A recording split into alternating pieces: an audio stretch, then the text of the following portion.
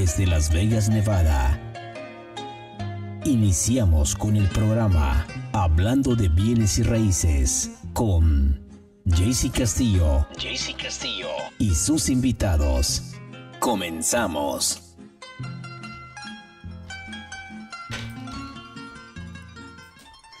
Good morning, Las Vegas. My name is JC Castillo. We're starting here our program, Hablando de Bienes Raíces. One more day. Here we are, Monday, February the 3rd. Unbelievable how much time is flying. We are here at the Lawyer's Title Studio, starting our week. We have a very, very good guest today. Our show is going to be very, very full of good information with stuff that's currently happening right now. So please, if you have any questions, send us a message through the YouTube channel. Again, like I always tell you, if you like the program, give us a thumb like. If you don't like it, let us know why, and we'll go ahead and definitely adapt it to you. So today we're going to go ahead and introduce my guest. How are you, sir? I'm doing good. Thank you very much. Please give me your name, your phone number, the company you represent, and how long you've been in the industry. So my name is Yashar Aga.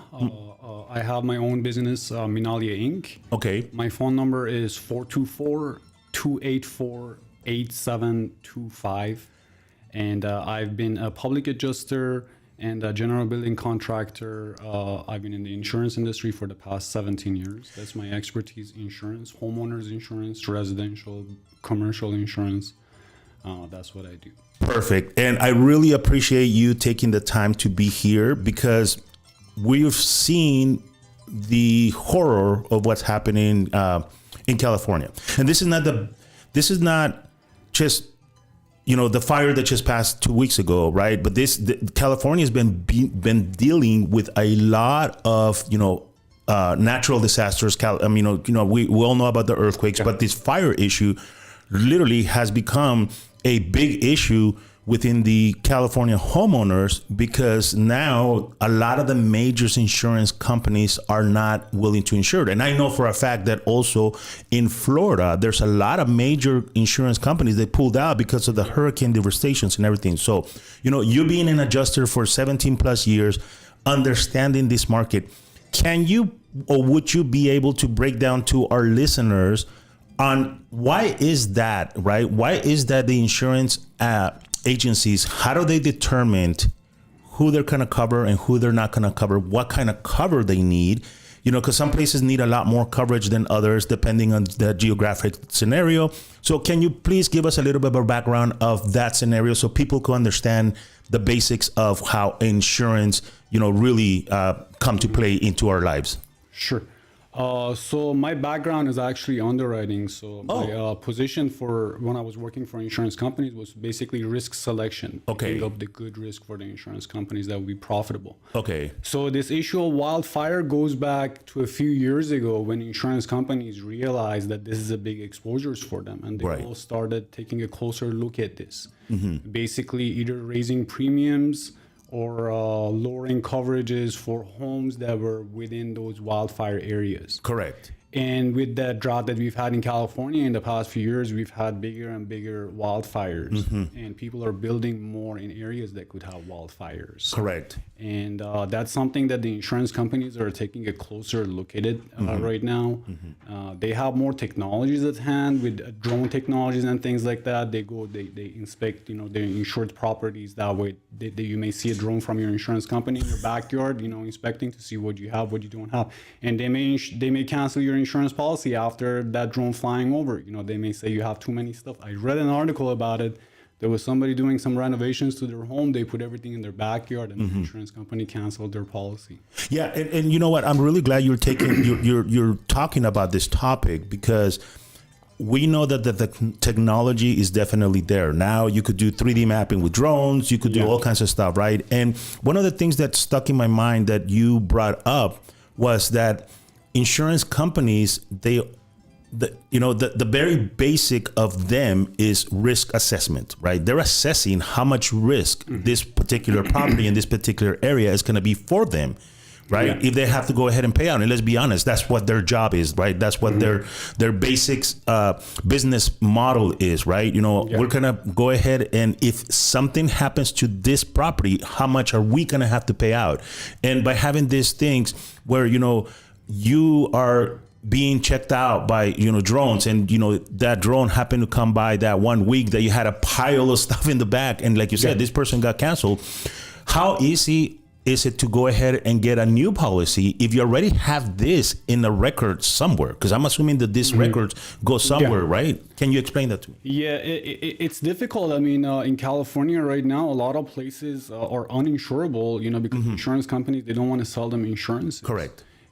So sometimes there's alternatives like the FAIR plan in California that people can go and get government insurance, but that insurance doesn't cover everything either. Right. It only covers floods and things of that nature. If you have water damage in your home, I've had claims that there was literally $300,000 worth of water damage from a broken pipe, and they had FAIR plan and the insurance policy didn't cover it because the FAIR plan only covers for fires, and the purpose of it was put in place for those wildfire areas. Correct.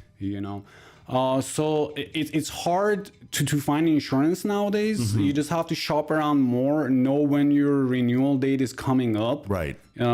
Get started early, a couple of months before, and call different agents. Look online. There's AI that you can use to your advantage nowadays. Correct. There's a website I used myself that lowered my car insurance premium from $400 a month to $200 a month. Wow. Literally, it was big difference. Yeah. And you literally go in there, you put your information based on your zip code and your driving history and everything. You find the cheapest insurance in that area. It's called nerdwallet.com, nerdwallet.com. Okay. I'm not affiliated with them. I don't get anything. I use it just myself, just saying it for the benefit of people. I tell it to my friends and family. And that's awesome. Just using AI to your benefit to kind of get the best premium that you can find. And that's awesome because, again, right, I mean, you're not only an insurance adjuster, you've been in it, but you're a consumer. Just because you're in the industry doesn't mean that you have 100% coverage in all the insurance. I mean, you have to do your shopping yourself for you, the best coverage for you. So giving you a little bit background about myself, Please. Why I do what I do is goes back to my story of there was a time that I needed to have surgery. Okay. I called the insurance company because they had denied my coverage, and I was yelling at the adjuster saying, why aren't you guys covering this? Why are you denying this? And the adjuster told me something that really was a wake-up moment for me. The adjuster said, don't yell at me, I'm just doing my job. Oh. Yeah. Okay. And that's something I used to tell people when I was an I was an underwriter or an adjuster for insurance companies. When I talk to my customers, when they're yelling at me, saying, "Why did you cut my coverage? Why did you raise my premium? Why did you raise my deductible?" I would say, "Don't yell at me. I'm just doing my job." Correct. So that was a wake-up call for me to basically say I didn't come to this world to have this kind of purpose or be the means to achieve this kind of goals. Correct. So that's why I switched industries. I became a public insurance adjuster. Okay. So I basically now I represent insureds against their insurance companies. Okay. And what you have to understand is that the insurance adjuster from the insurance company is not your friend. No, they're never. Because they have different. Well, a lot of people don't know that. They think they're their friend, and they're when the insurance adjuster comes, they're very friendly, but they go back and they deny your claim. Right. It's because they're your adversary. In reality, they have different interests. Their interest is to collect the most amount of premium and basically pay the least amount of losses. Correct. My position now, what I do is basically I represent people in those situations when there is denied claims or when there is underpaid claims. They basically come to me. I represent them against the insurance company. I negotiate with the insurance company. I'm licensed by both state of California and state of Nevada. Okay, so hold on. Let me see if I understand this. So you are, in layman's term, if we want to put this, you're like the attorney representing, and you're not an attorney, let's just make that, but you're literally working for the person that they just been denied, or they said, we're only going to give you $3,000 for the claim where we know it could be a lot more. So you come in and represent that consumer to make sure that the insurance company is being fair. Is that correct? Yeah. Okay. My hope is actually to kind of create this awareness in people that every insurance claim you have to have representation on. Correct. So don't let it get to the point that it's denied claim or it's underpaid claim, and you try to find help, you like a public adjuster or someone or a lawyer to help you. From the first moment when you have an insurance claim, contact somebody, either an adjuster or an attorney, and go that way. There are advantages to using a public adjuster or an attorney. Right. We can talk about those later on. Yes. But every insurance claim have representative on it. I worked for insurance companies myself for many years. Correct. When I was working for the insurance company, I had a leak in my home. It was a duplex condo. And the insurance company came, they looked at it, they said, oh, it's a very small claim. After your deductible, we're going to give you $1,000, but you're going to lose your good customer discount. Yeah. And I said, you know what, I'll just call my own handyman and I'll fix it. Years later, when I became a public adjuster, I looked back to that moment and I said, wow, that was like a $20,000, $30,000 claim, minimum. Right. And this is like 15 years ago kind of claim.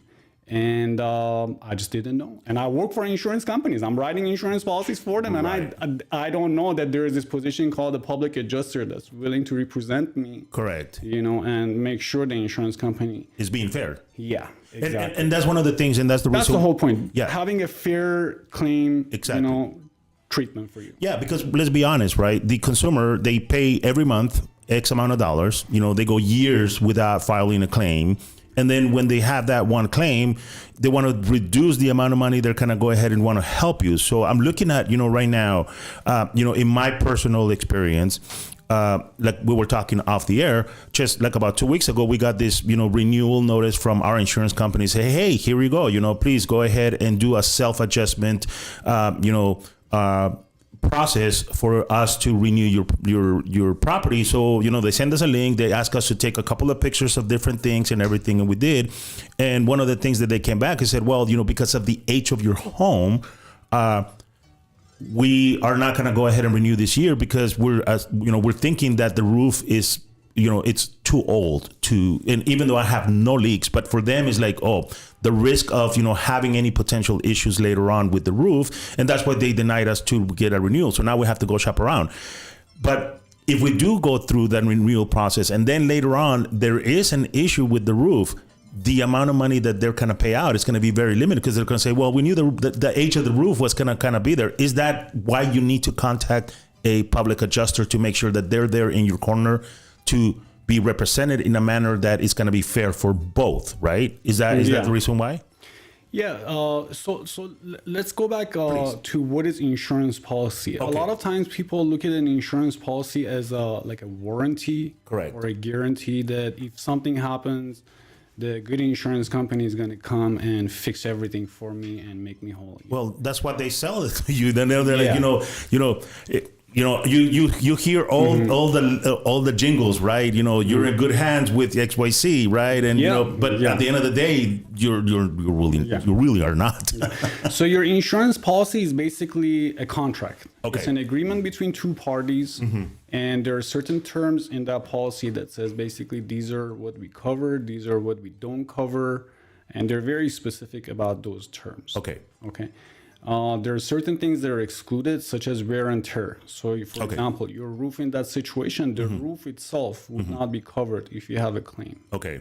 Because it's wear and tear. So let's say the tires on your car, they wear out after a while. You don't call your insurance company telling them, fix my tires. You just go fix your tires yourself. Because that's fair. It's wear and tear. What the insurance company is worried about is how you having an old roof that could potentially, in a situation that there's big rain or something like that, there would be a big claim.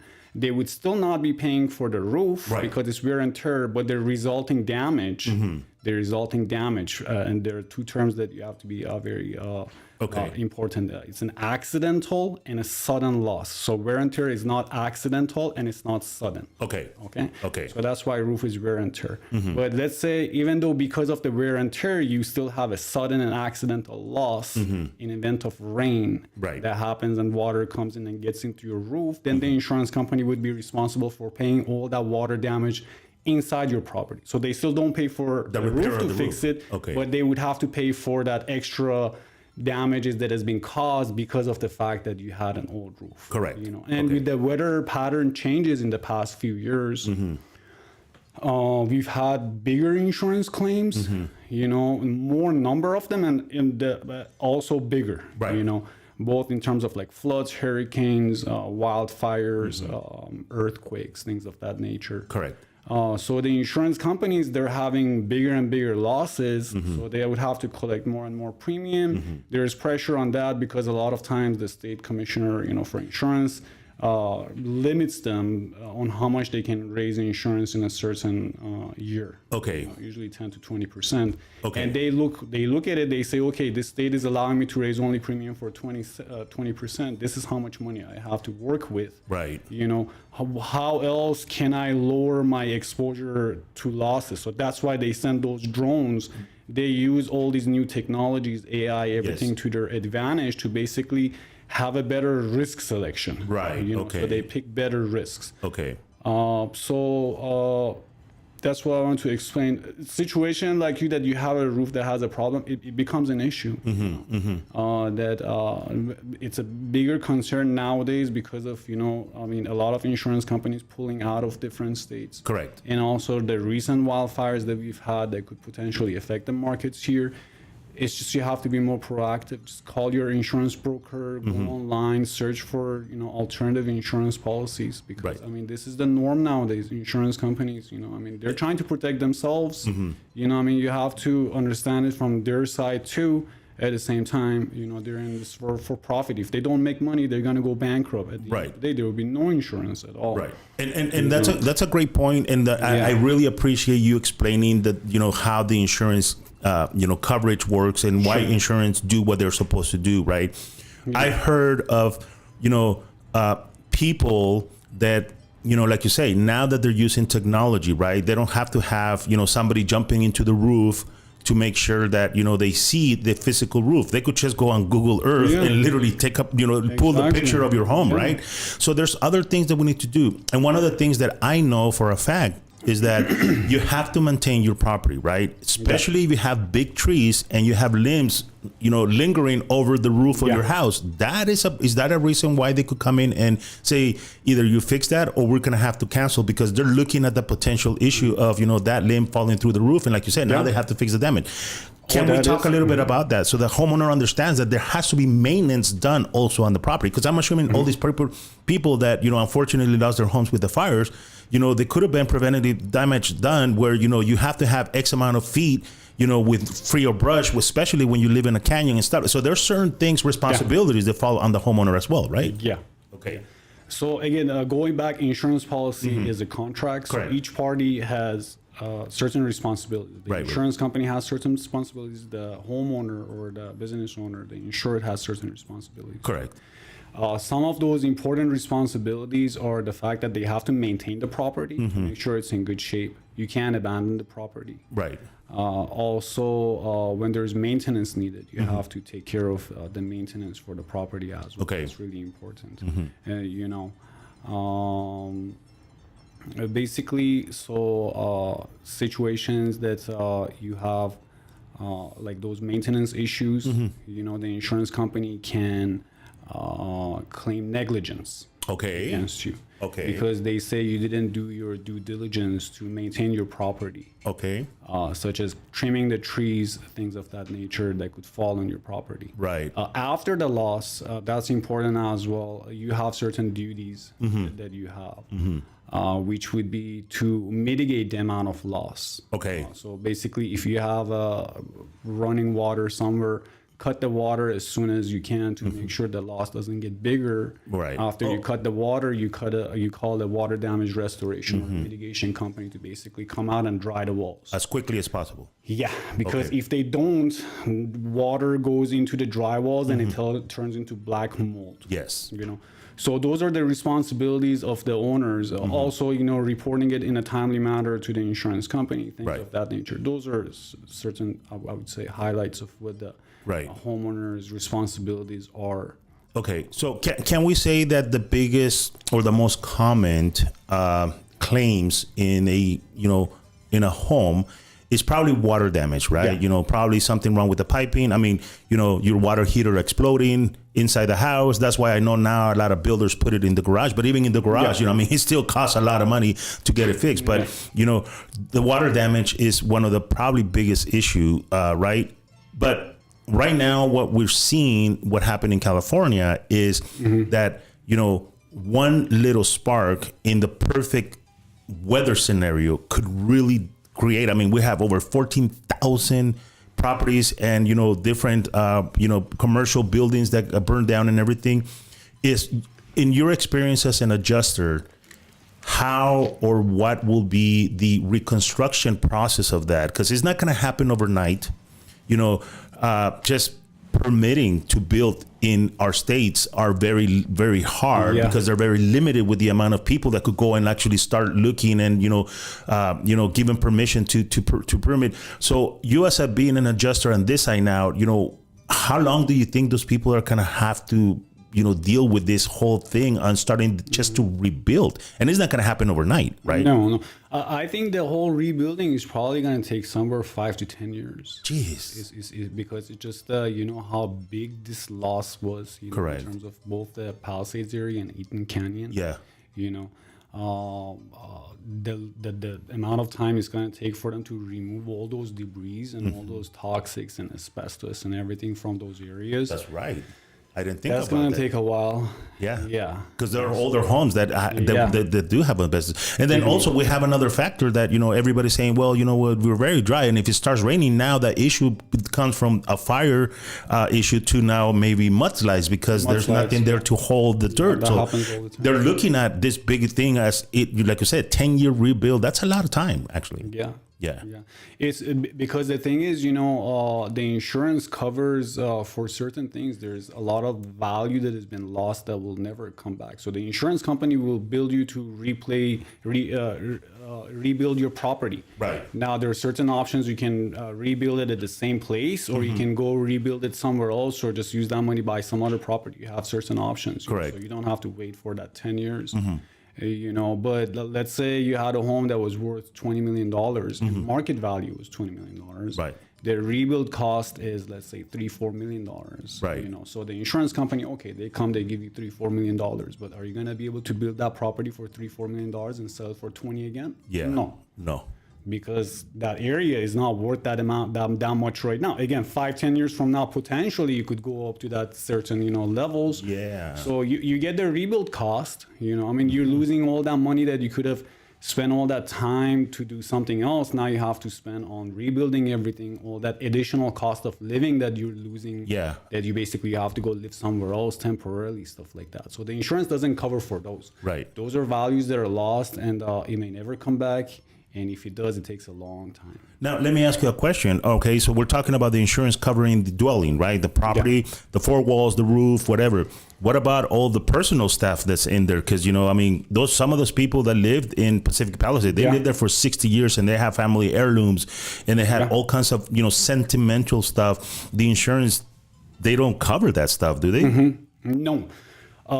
So that's why I tell my friends, bring your policy for me to take a look at it, make sure you have adequate coverage, because there are different parts of coverages that you have in your insurance policy that you have to take a look at. The first couple pages of your policy is called the declarations page. Okay. That shows your name, the property address that they're insuring, if there's a mortgage company, things of that nature. Then they show the limits of your insurance policy and the deductibles.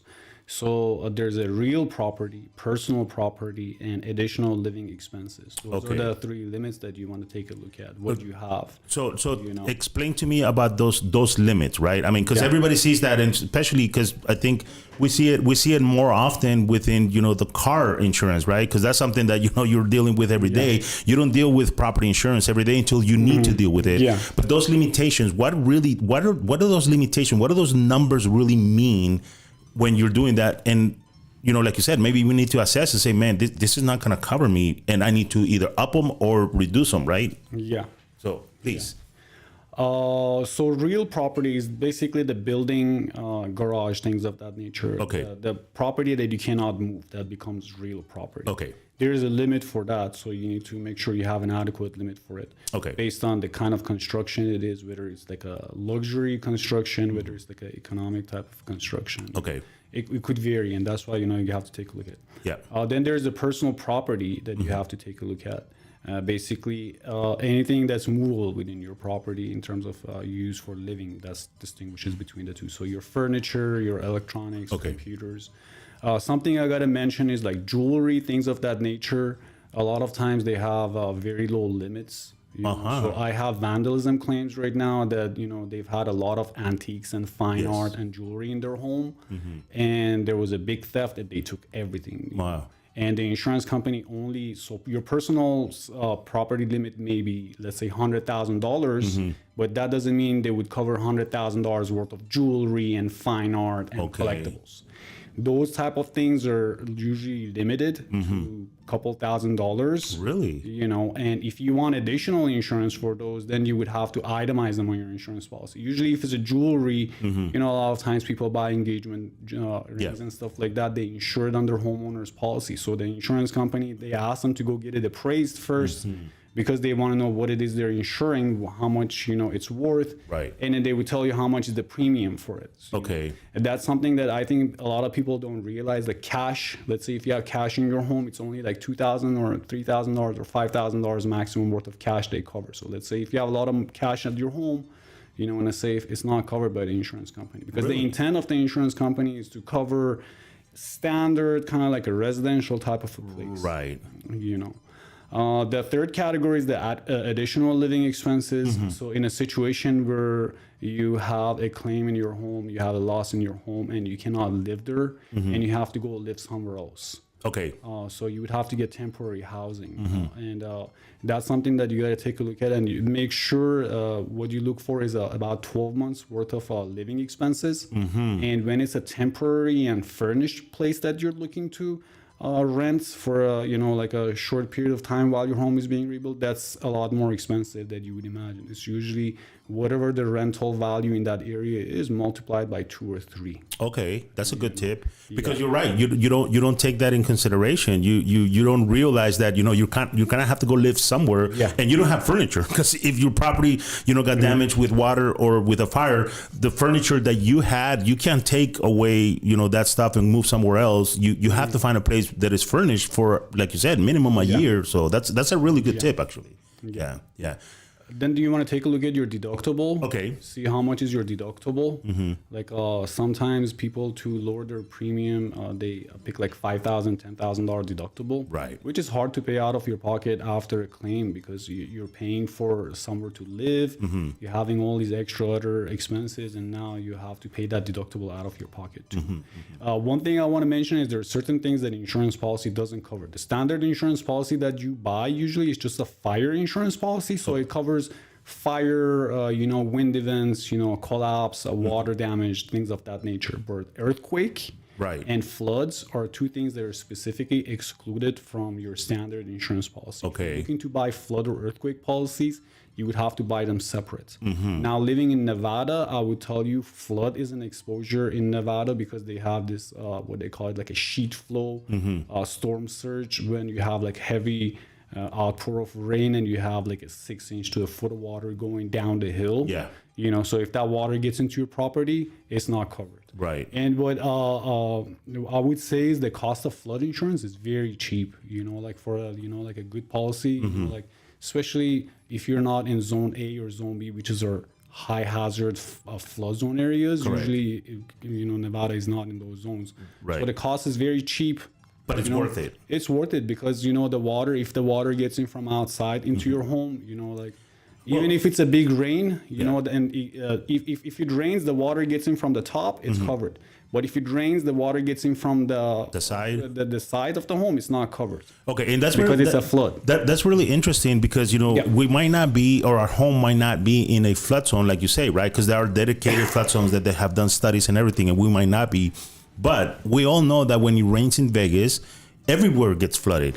And you don't have to be in a flood zone, but it gets flooded. So we have to be aware of that, right? A third of flood losses happen in non-flood zones. That's a big number. That is a huge number. A third of flood losses happen in zones that are not designated by FEMA as a flood zone. A third of it. That is shocking to me. And that's why I love having professionals like yourself, because you study these every single day. You see the numbers, you see the stats and everything. And it's eye-opening to people that they think this will never happen to me. I am out of the flood zone. But you say 1/3, that's a big number in a state of as big as Nevada, right? Yeah. So, the other thing is you were mentioning earthquake insurance. And I know that here in Nevada, we're like, we're not California. I said, but I always say once California rocks and rolled, we are going to feel it. Right. I mean, California is very massive. Doing earthquakes. We've had a couple of earthquakes here in Nevada. They're very, very shallow. You really don't feel it. But, a 9.8 earthquake in California, I think we're going to feel something at one point. And it's good to be prepared at any time. Isn't that the best thing to do at the moment right now? Right. Yeah. So the insurance companies, the way they rate these geographical areas for risk is,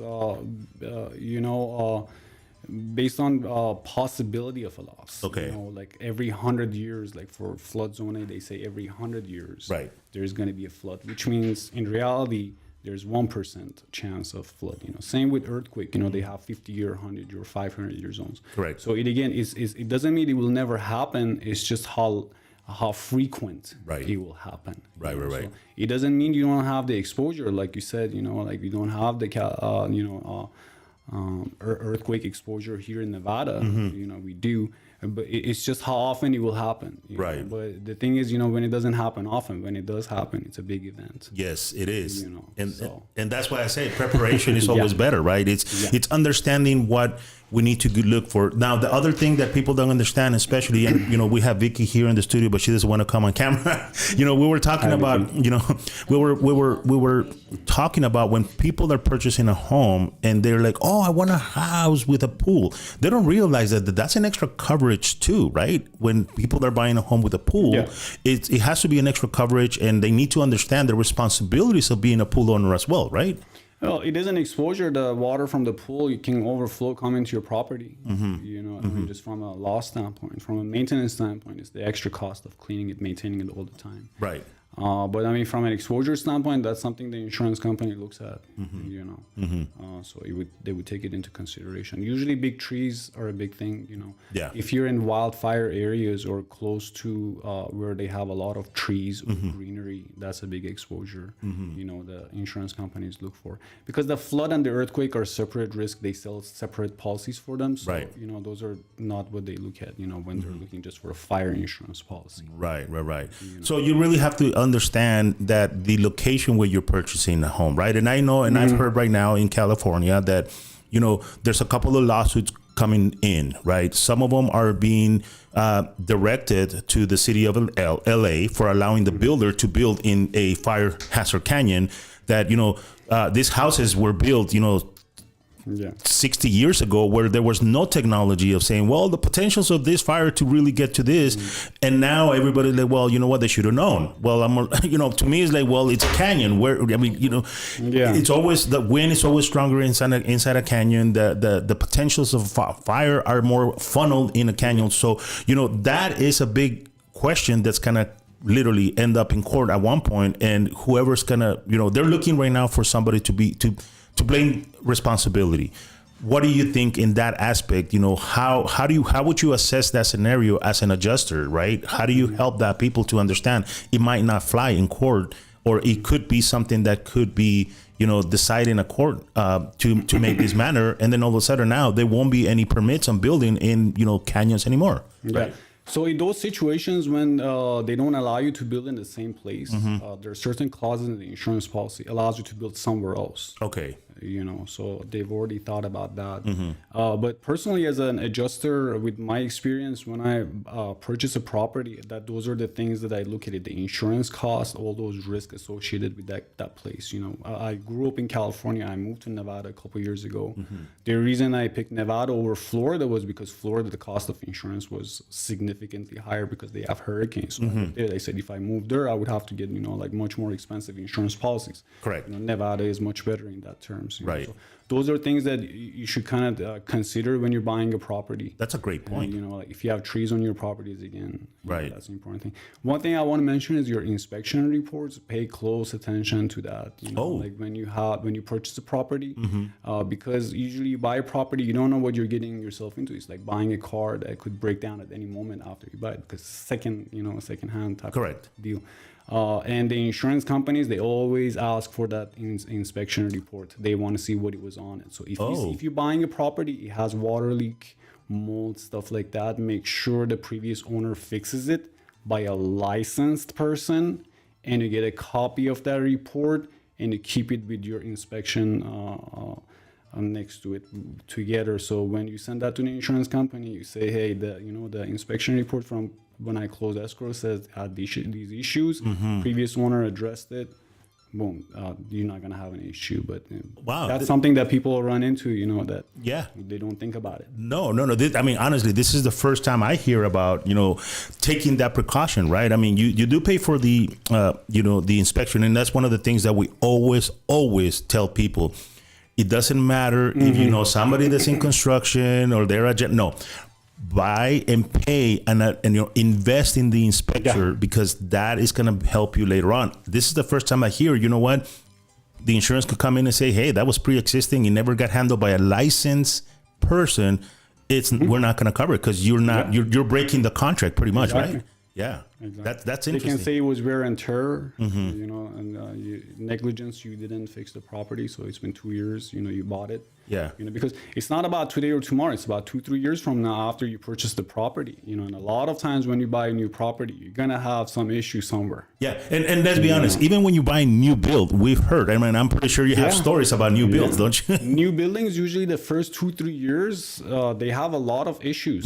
So when a building is built, the first 2-3 years nobody wants to insure it because they have a lot of issues. After that, when all those little claims are gone, then it becomes a good risk for 20-30 years until it becomes old. Wow, interesting. That is really interesting. Again, you know what? Not knowing of the side of the industry of the insurance is really opening my eyes. I really appreciate you taking the time to do this. But also, do you see or do you foresee that in Nevada we could run into an issue where major brand companies are going to start pulling out for one reason or another? We've heard of a real estate agent out there that he has said, you know what, Nevada is next on getting big companies pulling out and being very limited on the amount of insurance companies here. So let's make sure that we do our part on maintaining our properties, making sure that we have all the adjustments that we need to do, so like that we don't fall into that scenario. Do you foresee having the same issue, kind of like in California, where major brands just say we're not going to do this because of the policies also here in Nevada? I don't think Nevada is as bad as California. Okay. So I don't see what's happening there happening here to that extent. Okay. It's just because of the geography and the difference in the type of exposures and risks that they have. Okay.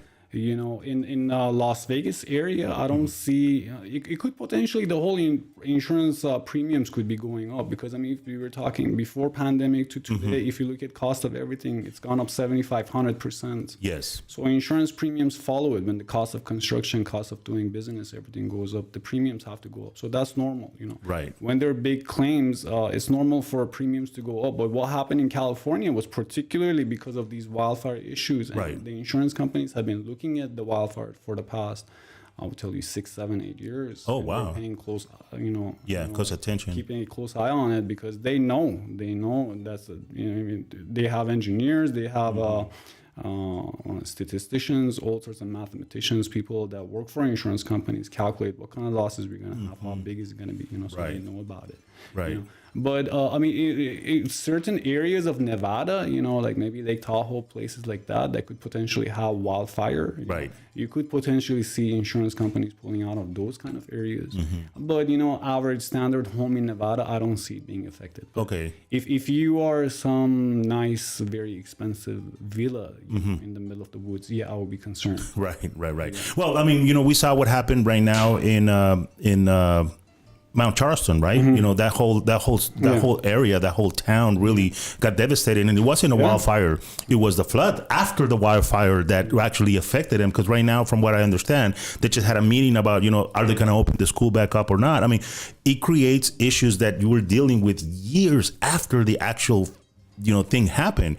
So preparation, how can we get prepared? How can we be more aware of what's happening? You mentioned something, review your policy, your current policy right now, right? That will be number one. What will be the other steps to be more prepared on this? So in terms of reviewing your insurance policy, some statistics I want to mention. Please. Shocking is 13% of properties in the United States are uninsured, uninsured, or they don't have any meaningful insurance. 13%, 1 out of 8 homes, they don't have insurance. Wow. So let's say the remaining 90% that have insurance, I would tell you from my experience, about 50% of them are underinsured. Wow. So the biggest thing I would say you can do is basically have your insurance policy reviewed. Make sure you understand what it covers, how much it covers it for, before you have an insurance claim. Because I have the personal property that we talked about. I had an insurance claim. The whole place was gutted out because of water damage. And they had $50,000, literally, I remember $50,000. He made a spreadsheet, $50,000 worth of personal property that was gone, couches, TVs, beds, mattresses, everything. And he didn't have any personal property insurance. And he didn't even know he doesn't have the coverage. What? Yeah. $50,000, and he didn't even know. The premium for that would have been like $300, $400 for you. Oh my God. Maybe less. That's heartbreaking. Yeah. Honestly. Yeah. That's why I get nothing out of it. It's just I picked this career because I like to help people. Right. When they're in distress. Right. And uncertainty in a tough situation. And let's be honest, you are not an insurance agent. You don't sell I don't insurance. sell insurance. No. Let's just be very clear on that. Yeah. That's a conflict of interest for me to sell insurance, because I represent you in an insurance claim, so I cannot be selling you insurance. Right. So you're literally coming in here to educate the consumer and saying, hey, before the tragic happens, let's assess your policies. Let's make sure you're really up to it. And sometimes, I mean, let's be honest, people want to pay the cheapest amount of insurance out there, but they don't realize that they're really cutting themselves out in a lot of big claims if they're just paying the bare minimum just because, the mortgage company requires to have insurance. But when you're looking at your insurance, I mean, this is your home. This is where you're, this is where you spend the majority of your life, and your family spends the majority of your life. Why wouldn't you protect it to the highest level? I mean, we drive around with a car that half of the value is no longer there, and then all of a sudden, we have full coverage in a car that really doesn't have the value anymore, right? In a home, you have to be more proactive to protect that biggest asset that you have, right? Yeah, it's a big financial exposure. You're exposing your future as well, because American dream. A lot of people, all they save all their money to buy property. Correct. And if you don't have insurance for it, basically is like putting all your eggs in one basket, and not protecting it at all, because you could have an insurance claim and all your financial investment is gone. Yeah, and that's you're right. That's a big issue. It is, and you're right. Right now, all those people in California that had $20-30 million homes, right now their land is just value as land. Yeah, and that's a big difference in price. If you don't have the right insurance coverage of it, you're going to have to eat up a lot of that, devalue, if that's the word that we could use, right? It's a devalue of your property because you didn't have the property insurance on it. Yeah. So when you're becoming a first-time homeowner and you're looking at this insurance thing, you're not aware of what coverages are and everything. What would you recommend people to really pay attention to be safe? Is it, have a conversation with your insurance policy, for your insurance person, to make sure that they understand what your objective is, understanding the policy. I mean, how would you go ahead and educate those first-time homeowners that, they're like hearing all these stories, they're like, oh, wow, I never thought about, having insurance being an issue. Yeah, that's the issue, because your insurance agents, a lot of times, they don't know what's inside the insurance policy. Because, I studied engineering, I have an MBA, and when I started, writing insurance policies for insurance companies, I didn't know what it was. With all that education, I could still not understand what's in that policy. Okay. So having somebody that understands the insurance policy review it, would be something I would recommend. Okay. Somebody like a public adjuster or even an attorney or someone of that nature, that or an attorney that deals with insurance only, because attorney, it has to be very specific to it. Correct. That's why I do it for free for people, because it's an underserved industry. It is. Insurance companies, they don't want people to know these things. Well, in terms of the values, things of like that, they want you to get the right amount of insurance, because at the end of the day, they want to collect the right amount of premium too. But correct. It's an industry that not a lot of people know about. It's not that developed yet. But I do it for free. Send it to me. Send me your insurance policy. You can go to my website, minaliainc.com. go to the bottom of my homepage. You can book me for 30 minutes. Send me in your insurance policy. I'll review it for you for free. That's awesome. Yeah. That really is awesome because, again, right, we want to make sure we educate the consumer. And let's be honest, we didn't really think anything about insurance because it's just such an autonomous thing that happens, right? You buy a house, you get insurance, you don't even know who your insurance agent is probably the first time, But now, because of what happened in California, everybody's like really paying attention, like, oh my God, it's a wake-up call. It is a wake-up call. So, to those people out there, again, that are going through this process, what are the first steps to do? Because yesterday my wife and I, we were watching a documentary of what happened in California. And I said, I turned to her and I said, look, if we literally have 5 minutes to just leave our house, what is the first thing that you grab, right? There's so many things that you just don't think about, right? Let's say that you come, you leave your house, you grab, the important things that you thought it was, a lot of people like, I'll grab the albums, someone was like, I'll grab the birth certificate, whatever you decide.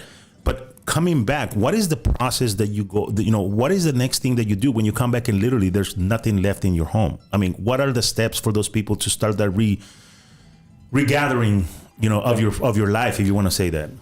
So the process is basically you would have to open an insurance claim with your insurance company. Okay. Again, I don't recommend you calling yourself, even if it's a straightforward claim. Always have representation. Perfect. Always have representation. So find somebody, adjuster, lawyer, open an insurance claim. I would say keep copies of all your receipts that you have.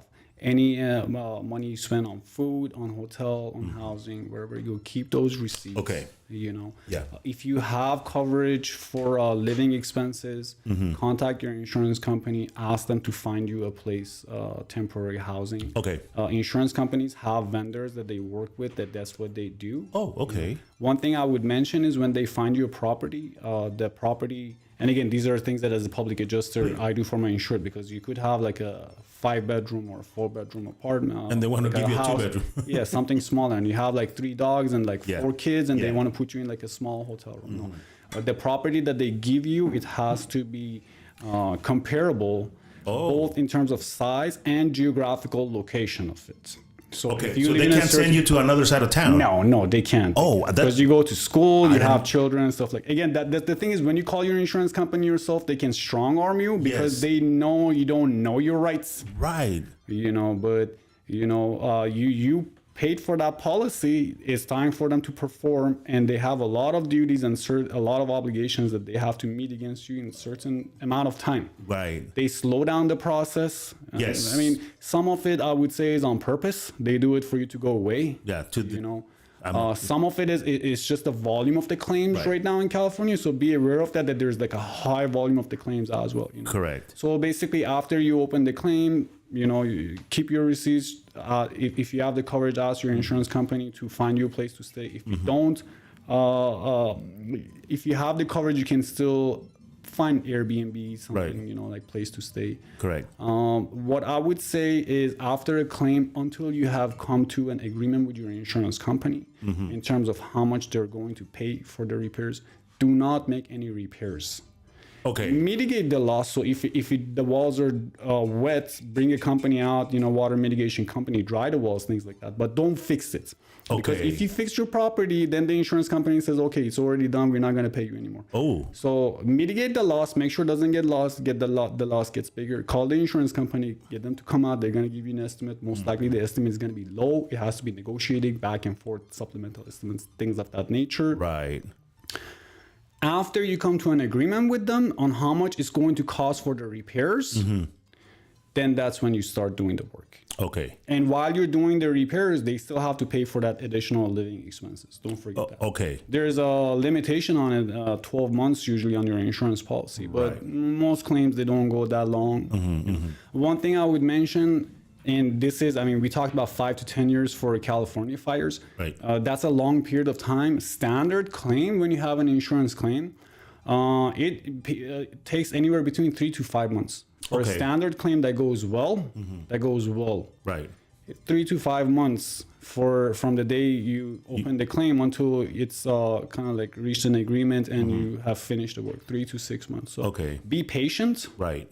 And wait. don't go away. The insurance company, they slow down the process, pay you little first, so you go away. Don't go away. Be persistent. Yeah. Try to get a fair settlement. Find your presentation. Right. Keep receipts of everything. Right. Be careful about what you tell your insurance company, because how you tell it, like let's say you just had a water leak that it's like 1 week ago it started leaking, and like right away you cut off the water, so it wasn't accidental and a sudden loss, but you say, oh, every time I opened the water it leaked. Oh, every time? The insurance company asks. Every time? Okay, it's wear and tear. Continuous leak, it's wear and tear, it's not covered. Right. So how you talk to the insurance company, give them in the statements is very important. Be aware of this, that the statement that you're making a lot of times is being recorded, or they're keeping it, for the same purpose. Yeah. To use it against you, unfortunately. Yeah. So I guess the biggest thing is, if you have an insurance claim, before you call your insurance company, talk to somebody that's going to be sitting in your corner representing that understands the process. Somebody like you, right? There's an adjuster. Again, attorneys are great and everything, but it has to be specific about this type of job, because the insurance companies, they're going to make it tough for you. And like you said, they're just going to want you, they're going to give you everything that they can to ruin your patience for you to just to settle for $5,000 and go away. And literally that's their objective at this point, right? Yeah. Attorneys, I would say, usually when it's a liability claim, like a third-party claim, that you had some, let's say, contractor come do your roof while they were fixing the roof, the whole house caught on fire. Right. Oh. Now you go to your insurance company says we're not going to pay because the roofer did it, go after the roofer. Right. So now you hire a lawyer and you go after the roofer. Right. But for standard insurance claims, going with a public adjuster is the right way to go, because for every job you need the right tool. Right. Right. And that's really awesome. Honestly, it really is awesome. You have brought up such a great opportunity, and I know that we haven't even scratched the surface, because we just talk about the horror stories that you have been able to get involved with. We could sit here for another 3 hours and just talk about that. 17 years. 17 years. I'm pretty sure you've seen a lot. And then the other thing is just the educational factor, right? Yeah. 95% of homeowners really don't understand their homeowners policy insurance. Like I said, like right now, a lot of people, they don't realize that even if you lost your home in a fire and everything, right now, because it's a massive thing that happened in California, the lenders literally put a whole forbearance on the property and say, like, you don't have to make payments. But if it's a small claim, you still have to pay mortgage payments and coverage and all of that stuff. So people need to understand all of those very easy educational things that we just don't deal with every day. You've dealt with them with 17 years. Like I said, you have horror stories, you have great stories too. And let's be honest, not all insurance companies are bad. I'm pretty sure if you had, easy, transactions with the insurance company, that they understand where they come from, and they're like, yeah, you know what, we'll get it done, we'll fix it, not a problem. But it really boils down to, if we know, we should know what we're doing. I say an ounce of prevention is better than a ton of cure. Ooh, I love that. Go ahead and repeat that again. An ounce of prevention is better than a ton of cure. That is as simple as that. That is so. And that's why I say review your insurance policy right now. Make sure what you have covered. So when it comes down to it, you just know you covered. You know what? It just, true professional, right? And again, this is the first day that you and I meet, but again, you could tell right away who is being genuine, who's here to make sure that, we get the information out there. I know the audience is loving it. I know the people that are listening, or they will view the video, the YouTube podcast later on, they'll get a lot more of it. So again, one more time, give me your name, the company you work with, how can they get a hold of you? Give me your email, your website, so like that people could go ahead and set up appointments with you if they want to go ahead and have their policies reviewed, please. Sure. So my name is Yashar Agah. Y-A-S as in Sam, H-A-R. Okay. A-G-A-H. My company's name is Minalia Inc. You can go to my website. It's M as in Mary, I as in Indiana, N as in Nancy, A as in Apple, L as in Library, Y as in Yellow, A as in Apple, I as in Indiana, N as in Nancy, C as in cat.com. My phone number is 424-284-8725. So either go to my website, book a free session with me, or you can just give me a call. Either way, we'll just need a copy of your declarations page from your insurance policy. Perfect. I'll review it, and then we will have a discussion what Right. you need to do. Now, if there's somebody out there that has a claim or that needs to go ahead and get into that process, same thing, right? Get contact email and everything. I mean, I will personally just give you a call, if I have a claim, instead of going through the email, just try to get you as quickly as possible, because time does make a big difference, right? Yeah. When you... So you have certain duties again to open a claim. There are statutes of limitations for everything. So when you have a claim, you have to act quickly. Right. And the issue is a lot of times people don't know what to do and they sit on it, and that's the issue, because the longer you sit, especially for like homes having water damage claims, the longer you sit, that mold is going to get worse and worse, and the insurance company doesn't pay for mold, or it's limited how much they pay. It's usually $3,000 to $5,000, and it costs a lot more to clean up mold. Yes.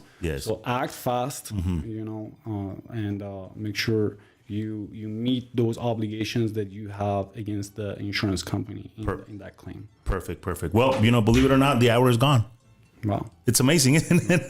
Well, I really appreciate the time that you took to come here. I would love to extend this invitation to maybe later on have another sit down with you, and let's talk about, literally the reality and the horror stories, because there are horror stories out there that we just don't talk about. Yeah.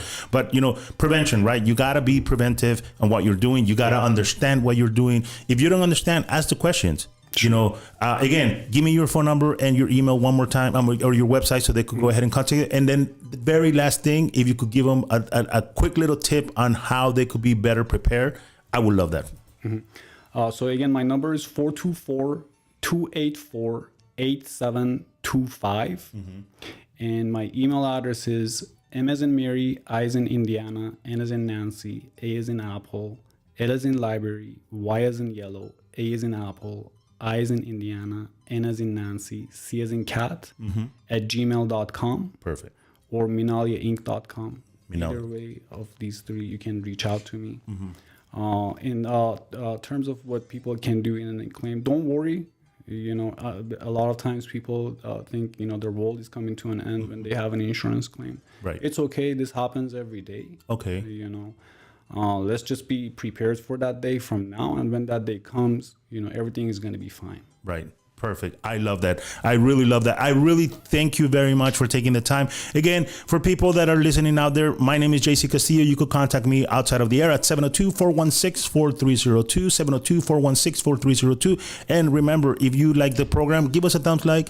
If you don't like it, let us know why. We'll definitely adjust to make sure that you are getting the top quality education and information out there. Today, I learned so much, so I really appreciate the information I know that everybody has. Leave us a comment, give us a like, and then we will be here tomorrow with 2 different guests. And like I was saying, behave, because it doesn't cost anything. Take care of each other, and we'll be seeing each other later on. Bye.